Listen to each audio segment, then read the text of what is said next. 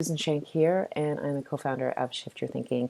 I'm also an occupational therapist, and I have been asked by my friends at Normal Isn't Real to basically talk to parents about what is some advice or strategies that you can use to help you when you're at home with your kids. First of all, I'm a parent as well, so I want the first piece of advice to be gentle on yourself. This is all new for you. It's all new for your kids, and there's going to be days that you feel like you have done an incredible job, and other days you'll wonder what happened and the wheels fall off. So I'm going to give you permission to have those days, to have the great days, to have the not so great days, and to be kind to yourself and to realize that no matter what you're doing, your kids are learning. This is a learning experience in itself. So you are there and you are connecting with them, and put your relationship with your child at the top priority because it is. And they are learning so much just in that role of saying you're very important to me. And because you're very important to me, these are the things that I want to support you with.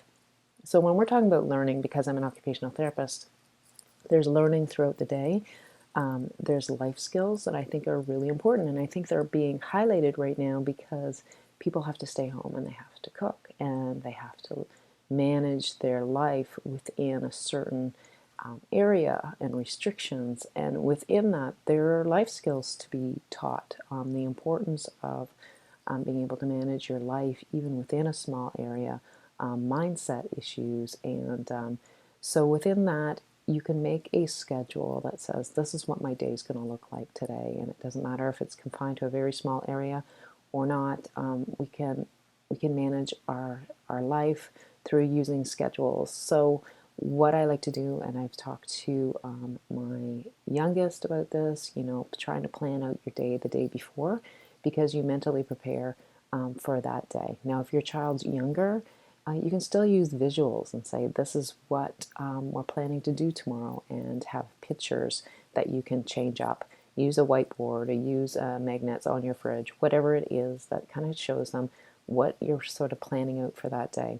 If your day goes a little bit sideways and that doesn't work, that's okay. You can move your schedule around, but it gives a visual to help to move through the day in a way that doesn't feel chaotic, I guess, and scattered, because there is a plan to it, and that gives some comfort. And I'm not saying the plan has to follow through exactly the way you think it is, because life happens. But you can change up the schedule and you can say, you know what, we didn't get around to doing that this morning, so why don't we try it this afternoon? Or let's do that tomorrow. It just didn't really work today. So I think having a schedule, but having the flexibility in that schedule, and realizing that there are going to be times that, like I said, you're going to have a great day, and times that days are going to be a little harder because other things are coming your way, then that's fine. I think about the fact that now, grocery shopping happens at a different time for us. I have to stop work, go wipe down the groceries. My work day does not look the same as what it used to. And that's okay.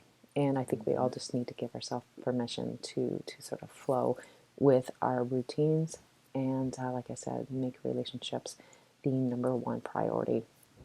Now, when it comes to learning, I'm really big on using technology to help with learning. And I know there's now this battle with technology. How much can kids be on screens?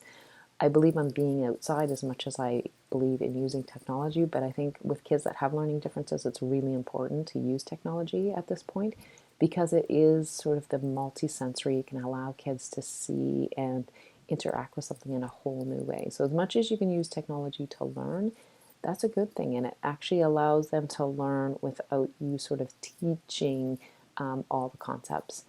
They can learn and then come back to you, and that gives you a little bit of time to do something that you need to do while they're learning about weather. Let's say you find a great video on weather on YouTube and they're watching that. So it does take some preparation for you to use technology to help them to learn, but eventually they start to use technology themselves for learning.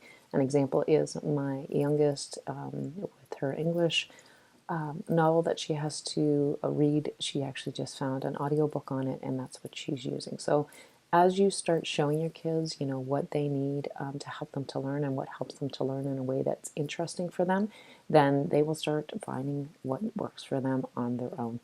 I hope this tip helps you. I hope that everybody's stay safe, and it was wonderful to connect with you. All right, take care.